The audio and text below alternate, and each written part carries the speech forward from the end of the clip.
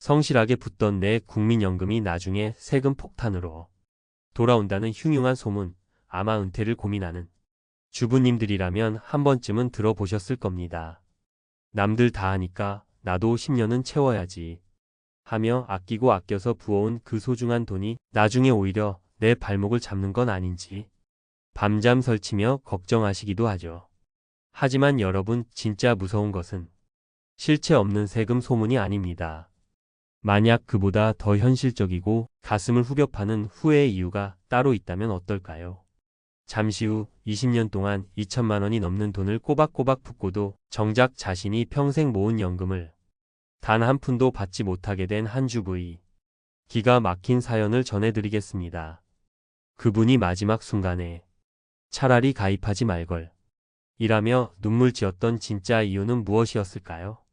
그가 놓친 결정적인 단 한 가지를 지금부터 공개합니다. 이야기를 본격적으로 시작하기 전에 가장 많은 분들의 머릿속을 복잡하게 만드는 세금 폭탄 논란부터 아주 시원하게 팩트체크를 해드리겠습니다. 결론부터 확실히 말씀드리면 소득이 없는 전업주부가 이미 가입으로 납부한 국민연금은 나중에 연금을 받을 때 세금이 단 1원도 붙지 않습니다. 주변에서 연금 받으면 세금 떼고 남는 것도 없다더라 는 말은 직장인들에게나 해당되는 이야기입니다. 세법의 대원칙은 아주 공정합니다. 내는 동안 혜택을 줬으면 받을 때 세금을 걷고 내는 동안 혜택이 없었으면 받을 때도 세금을 걷지 않는다 는 것이죠. 직장인들은 매달 연금을 내면서 소득공제라는 달콤한 혜택을 받습니다. 그래서 나중에 연금을 받을 때 그동안 안 냈던 세금을 내는 것이지만 소득이 없는 주부님들은 내는 동안 소득공제를 아예 받지 못하죠. 혜택을 받은 게 없으니 국가도 여러분의 연금에 세금을 매길 명분이 없는 겁니다. 실제로 우리 법에는 과세제외기여금이라는 아주 중요한 개념이 있습니다. 2002년 이후 소득공제를 받지 않고 납부한 보험료는 국가가 별도의 장부에 기록해서 철저히 관리합니다. 나중에 여러분이 연금을 수령할 때 세금을 매기는 기준 금액에서 이 돈을 아예 제외해버립니다. 예를 들어볼까요? 한 해 노령연금으로 600만 원을 받게 됐는데 과거에 소득공제 없이 내가 직접 낸 보험료 총액이 2,400만 원이라고 가정해 봅시다. 그러면 연금을 받기 시작한 첫 해부터 무려 4년 동안은 세무서에서 고지서 한 장 날아오지 않습니다. 내가 낸 돈을 내가 돌려받는 것 뿐이니까요. 그러니 세금 폭탄 이라는 자극적인 말에 더 이상 불안해하실 필요가 전혀 없습니다. 자, 세금 걱정은 이제 털어버리셨죠? 그런데 진짜 문제는 지금부터입니다. 세금보다 훨씬 더 현실적이고 평생 모은 노력이 한순간에 물거품이 될 수 있는 선택의 덫이 우리를 기다리고 있기 때문입니다. 바로 나중에 남편이 먼저 세상을 떠났을 때 마주하게 되는 유족연금 과 내가 주부로서 십시일반 모아온 노령연금 이 충돌하는 지점입니다. 여기에 박순자 씨라는 분의 사연이 있습니다. 박순자 씨는 20년 전 나이 들어서 자식들에게 손 벌리지 말자 는 굳은 결심으로 이미 가입을 시작했습니다. 남편이 주는 생활비를 쪼개고 사고 싶은 옷 한 벌 참아가며 매달 9만 원씩 국민연금을 부었습니다. 그렇게 20년을 채우니 총 납입액이 2,160만 원이 되더군요. 나중에 매달 35만 원씩 평생 연금이 나올 거라는 통지서를 받았을 때 박순자 씨는 세상을 다 얻은 것 같았습니다. 남편 은퇴 후에도 내 용돈 정도는 내 손으로 해결할 수 있다는 그 자부심이 그녀를 버티게 한 힘이었습니다. 그런데 인생은 참으로 얄궂습니다. 남편이 은퇴 후 얼마 지나지 않아 갑작스러운 사고로 세상을 떠나게 된 것이죠. 슬픔이 가시기도 전에 현실적인 문제가 닥쳤습니다. 남편의 이름으로 나오던 연금이 멈추고 대신 유족연금 90만 원이 책정되었습니다. 며칠 뒤 연금공단 직원이 박순자 씨에게 아주 잔인한 안내문을 내밀었습니다. 중복급여 조정 규정에 따라 다음 두 가지 중 하나만 골라야 한다는 내용이었죠. 첫째, 남편의 유족연금 90만 원을 100% 다 받는 것입니다. 단, 이 선택을 하면 박순자 씨가 20년 동안 눈물겹게 모아온 본인의 연금 35만 원은 단 한 푼도 받을 수 없고 영원히 사라집니다. 둘째, 박순자 씨의 연금 35만 원을 받고 여기에 남편 유족연금의 겨우 30%인 27만 원을 더해 총 62만 원을 받는 것입니다. 여러분, 이 상황에서 박순자 씨가 어떤 기분이었을지 상상이 가시나요? 당연히 금액이 더 큰 90만 원을 선택해야 했지만 그 서류에 사인하는 박순자 씨의 손은 부들부들 떨렸습니다. 내가 지난 20년간 아끼고 아껴서 부어온 2,160만 원이라는 돈이 단 한 번의 선택으로 증발해버린 겁니다. 내 돈 내고 내가 가입했는데 왜 내 연금을 국가가 뺏어가느냐 며 울부짖었지만 돌아오는 대답은 규정상 어쩔 수 없다는 차가운 말뿐이었습니다. 이것이 바로 많은 주부님이 뒤늦게 땅을 치며 후회하는 중복급여 조정의 실체입니다. 한 사람에게 2개 이상의 연금 권리가 생기면 국가가 하나를 깎거나 포기하게 만드는 제도죠. 실제로 한 언론에서는 이 상황을 두고 주부들이 2천만 원을 날릴 판이라며 대대적으로 보도하기도 했습니다. 제도의 취지는 연금이 특정인에게 과도하게 쏠리는 것을 막겠다는 것이지만 평생 성실히 준비해온 가입자 입장에서는 배신감만 남는 제도인 셈입니다. 자, 이제 절반 정도 왔습니다. 지금까지의 이야기가 조금 우울하게 들리셨을 수도 있습니다. 하지만 지금부터가 정말 중요합니다. 우리가 이 함정을 미리 알았다면 피할 수 있는 방법도 분명히 있기 때문입니다. 박순자 씨처럼 나중에 눈물 흘리지 않으려면 지금 당장 여러분의 계산기를 꺼내셔야 합니다. 어떤 선택이 유리한지 결정하는 아주 과학적인 기준이 있습니다.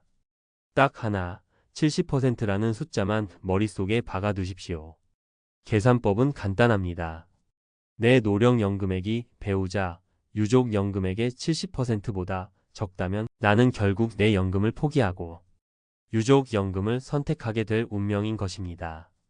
박순자 씨의 사례로 다시 돌아가 볼까요?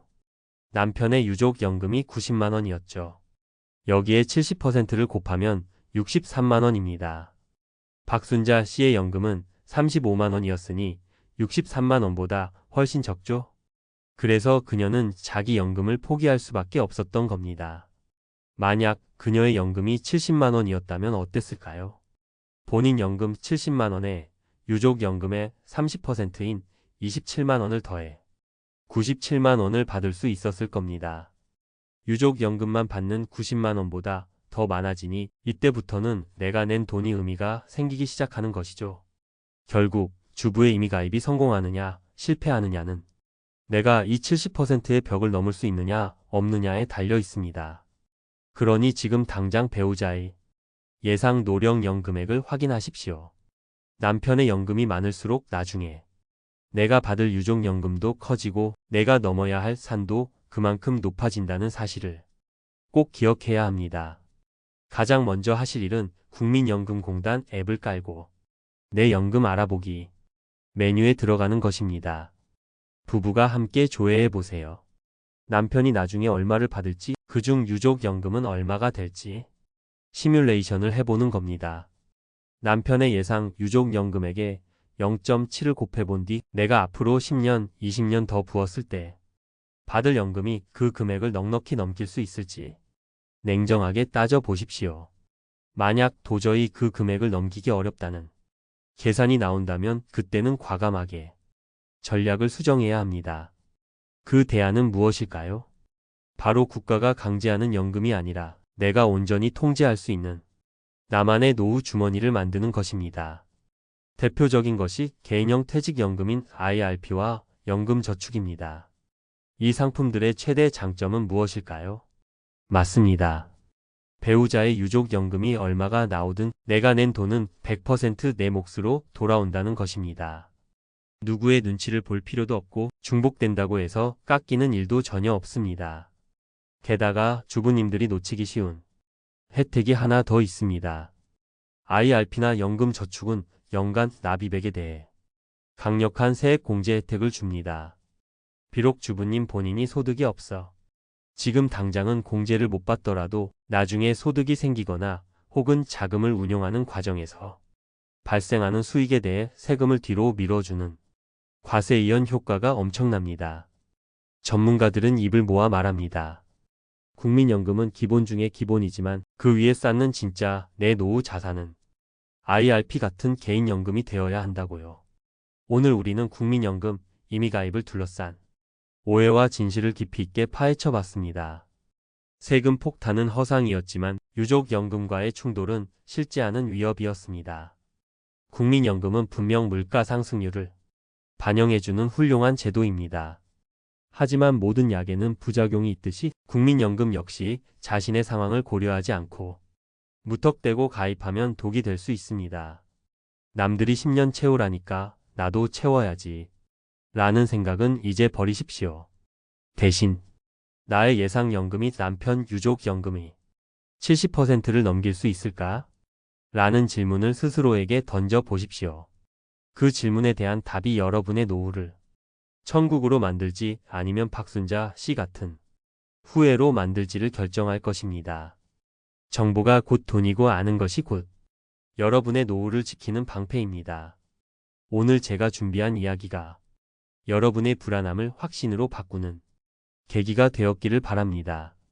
이 영상이 노후 설계의 막막함을 걷어내는데 조금이라도 도움이 되셨다면 구독과 좋아요로 함께 해주십시오. 여러분의 응원이 저에게는 더 좋은 정보를 찾아낼 큰 힘이 됩니다. 또한 지금 임의가입을 고민 중이거나 비슷한 일을 겪으셨던 분들이 있다면 댓글로 여러분의 소중한 경험과 고민을 나눠주세요. 여러분의 댓글 하나가 지금 이 순간 불안해하는 다른 누군가에게는 가장 현실적인 조언이 될 수 있습니다. 저는 앞으로도 여러분의 건강하고 당당한 노후를 위해 더 깊이 있는 정보로 다시 찾아뵙겠습니다. 오늘 하루도 고생 많으셨습니다. 감사합니다.